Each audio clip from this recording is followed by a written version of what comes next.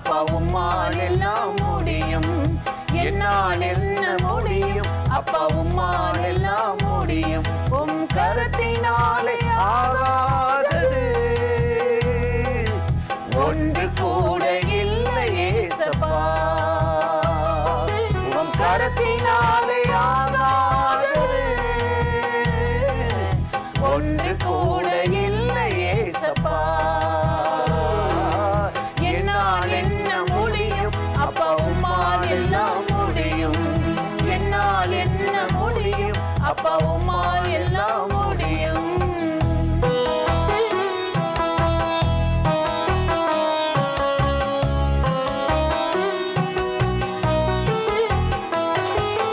செங்கடலை நீர் திறந்திட்டார், அது எனக்கு முன்பாய் வழி திறக்குமே. எரிகோவை நீர் வீழ்த்தினார், அது எனக்கு முன்பாய் விழுந்து கிடக்குமே. செங்கடலை நீர் திறந்திட்டார், அது எனக்கு முன்பாய் வழி திறக்குமே. எரிகோவை நீர் வீழ்த்தினார், அது எனக்கு முன்பாய் விழுந்து கிடக்குமே. என்னால் என்ன முடியும் அப்பா உம்மால் எல்லாம் முடியும். என்னால் என்ன முடியும் அப்பா உம்மால் எல்லாம் முடியும்.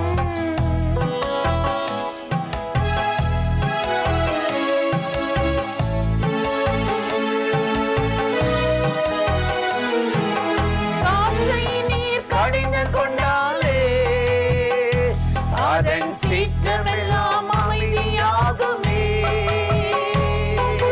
கொந்தளிப்பை நீர் அகற்றினார், அது அமைதியாகி அடங்கி போகுமே. காற்றை நீர் கடிந்து கொண்டாலே அதன் சீற்றமெல்லாம் அமைதியாகுமே. கொந்தளிப்பை நீர் அகற்றினார், அது அமைதியாகி அடங்கி போகுமே. என்னால் என்ன முடியும் அப்பா உம்மால் எல்லாம் முடியும். என்னால் என்ன முடியும் அப்பா உம்மால் எல்லாம் முடியும்.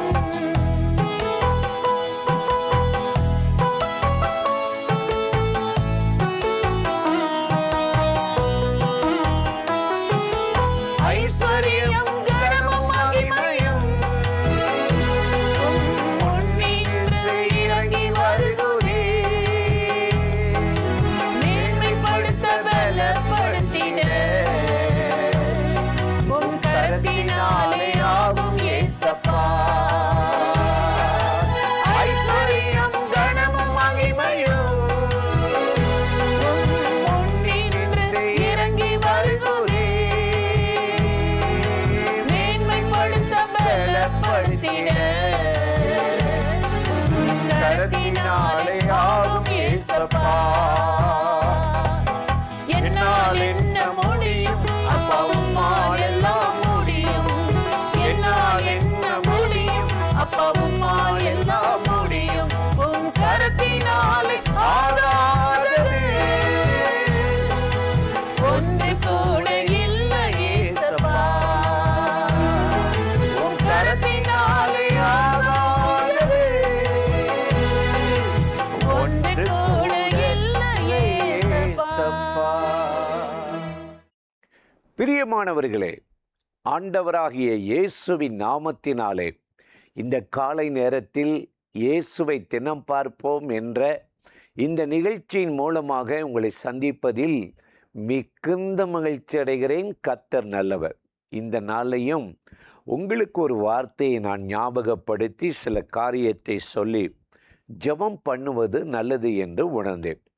உபாகமம் 32ஆம் அதிகாரம் 36வது வசனம் இப்படி சொல்லுகிறது: அடைக்கப்பட்டவர்களாவது விடுதலை பெற்றவர்களாவது ஒருவரும் இல்லை என்று காணும்போது தம்முடைய ஊழியக்காரர்கள் மேல் பரிதாபம் கொள்வார். யாரு?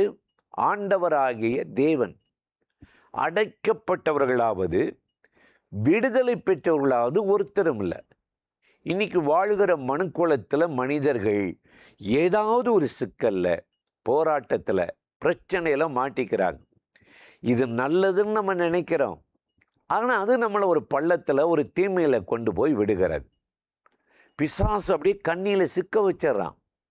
அப்போஸ்தலர் 10:38 பிசாசின் வல்லமையிலே அகப்பட்ட ஒவ்வொருவரையும் விடுதலையாக்கத்தான் இயேசு கிறிஸ்து அவன் கண்ணிலே அகப்பட்ட ஒவ்வொரு விடுவிக்க வந்தாராம். சில காரியத்தில் மாட்டிட்டா தப்பவே முடியாது. ஏமாற்றப்படுவோம், நம்பிக்கை துரோகம் பண்ணுவோம், நம்ம பொருளை அபகரிச்சிருவாங்க, பணத்தை அபகரிச்சிருவாங்க. அப்படியே நம்ம என்ன செய்வோம், லாக் ஆயிடுவோம். எல்லா பக்கமும் லாக் ஆகிடுவோம், எதுவும் வராது.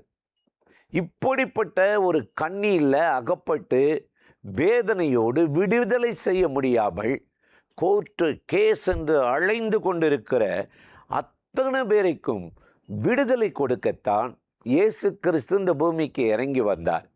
ஏசாயா 61:1 சொன்னார், கர்த்தருடைய ஆவி என் மேலே, சிறைப்பட்டவர்களுக்கு விடுதலை, கட்டுண்டவர்களுக்கு விடுதலை கொடுக்கவும் அவர் வந்தாராம். கட்டப்பட்டிருக்கீங்களா? மாட்டிக்கிட்டீங்களா? அடைக்கப்பட்டீங்களா? பைபிளை பாருங்களே, யோசேப்பை சிறைச்சாலையில் அடைச்சிட்டாங்க. ஏறக்குறைய 18 வருஷம். ரொம்ப வேதனையில் ஊரை விட்டு வந்துட்டான், நாடு கடத்திட்டாங்க. இங்கே சிறைச்சாலையில் அடைக்கப்பட்டான். இன்னும் எதிர்காலம் இருக்குது. ரொம்ப வேதனையோடு இருக்கும்போது தான் கர்த்தரை நோக்கி கூப்பிட்டாராம். தேவன் அவன் கூட இருந்து எல்லா உபத்திரத்திலிருந்து விடுதலையாக்கி தப்பு வைத்தாராம், காப்பாற்றினாராம், உயர்த்தினாராம். அடைக்கப்பட்ட அவனை யோசேப்பை பார்வோன் வேகமாக கொண்டு வர சொல்லி அவனை மங்கள வார்த்தையை கேட்கவும் உயர்த்தவும் ஒரு பெரிய ஆணையிட்டான் என்று பார்க்கிறோம். இன்றைக்கு இந்த காலை நேரத்தில் இந்த கர்த்தருடைய வார்த்தையை கேட்கிற எனக்கு அருமையான சகோதர சகோதரிகளே, வேலையில் ஏதோ ஒரு பிரச்சனை தானே. ஒரு நாளும் வியாபாரத்தில் பிரச்சனை, குடும்பத்தில் பிரச்சனை, அப்படியே நசுக்கப்படுகிறோம். வேதம் அருமையாக சொல்லுகிறது, யோசுவா 6:1 எரிக்கோ அடைக்கப்பட்டிருந்துச்சா. கானானுக்கு போகிற அந்த எரிக்கோ தாண்டி தான் இஸ்ரவேல் போகணும். பின்னாடியும் வர முடியல, முன்னாடியும் போக முடியல, லாக் ஆகிட்டாங்க, சுத்தமாக லாக். சமீபத்தில் பயங்கரமான மழை, அந்த விமான நிலையம் மூடப்பட்டுருச்சு 3 நாள். இன்னொரு பக்கம் யுத்தம் நடக்குது. அங்கே விமான நிலையத்தில் மாட்டிக்கிட்டவங்க 15 நாள் 20 நாள். போகுமா போகாதா, வீட்டுக்கும் போக முடியல, ஊருக்கும் வர முடியல, லாக் ஆகிட்டாங்க. அதே மாதிரி தான் அடைக்கப்பட்ட சூழ்நிலை. அப்படிப்பட்ட அந்த சூழ்நிலையில் தான் கர்த்தரை நோக்கி யோசேப்பு கூப்பிட்டானா. ஆண்டவர் வழியை திறந்தாராம். வேதம் சொல்லுகிறது, அடைக்கப்படுறதுலே ரொம்ப கொடூரமானது என்னன்னா மனுஷனுடைய இருதயம்.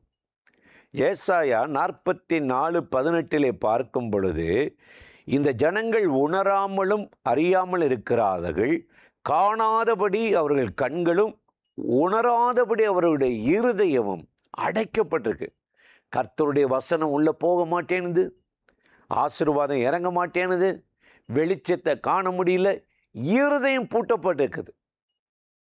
அந்த இருதயம் இரத்த ஓட்டம் சரியில்லைன்னு அடைக்கப்பட்டுருச்சுன்னு வைங்க, காப்பாற்ற முடியாது.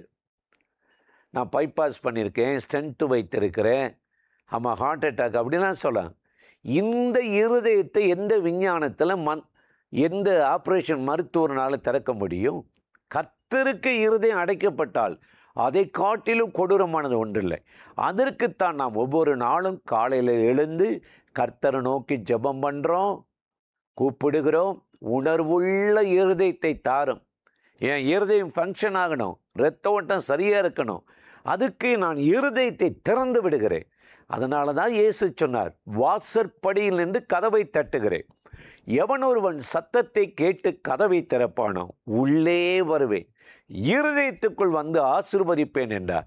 இன்றைக்கு காலையில் இந்த நிகழ்ச்சியில் இணைந்திருக்கிற உங்களை அடைக்கப்பட்டவர்களாவது விடுதலை பெற்றவர்களாவது இல்லை என்று காணும்போது கர்த்தர் பரிதாபம் கொண்டு உங்களை ஆசீர்வதித்து திறந்த வாசலை வைத்து நடத்துவார். அந்த தேவாதி தேவனை நோக்கி நாம் இப்பொழுது ஜெபிப்போமா? அன்பும் இரக்கமும் கிருபையும் நிறைந்த நல்ல ஆண்டவரே, இந்த ஆசீர்வதிக்கப்பட்ட நாளுக்காக, நேரத்துக்காக, கிருபை இரக்கங்களுக்காக உமக்கு நன்றி. இப்பொழுது யாரெல்லாம் இந்த நிகழ்ச்சியில் இணைந்து உம்மை நோக்கி கூப்பிடுகிறார்களோ, ஜெபிக்கிறார்களோ, அத்தனை பேரையும் கர்த்தர் ஆசீர்வதித்து உம்முடைய பிள்ளைகளை ஆண்டவரே வழிநடத்தும்படி கெஞ்சுகிறார். எல்லா விரோதமான காரியங்களும் இயேசுவின் நாமத்தில் முறியடிக்கப்படட்டும். ஒரு திறந்த வாசலை வைத்து விடுவிக்கப்பட்டவர்களாக, தப்புவிக்கப்பட்டவர்களாக மாற்றி இந்த நாளில் நம்முடைய பிள்ளைகளை அற்புதமாய் நடத்தும்படி, கம்பீரிக்கும்படி, மனமகிழ்ச்சியோடு உம்மை பின்பற்றும்படி உதவி செய்யும். இயேசுவின் நாமத்தில் வேண்டிக் கொள்கிறோம் பிதாவே. ஆமேன், ஆமேன், ஆமேன்.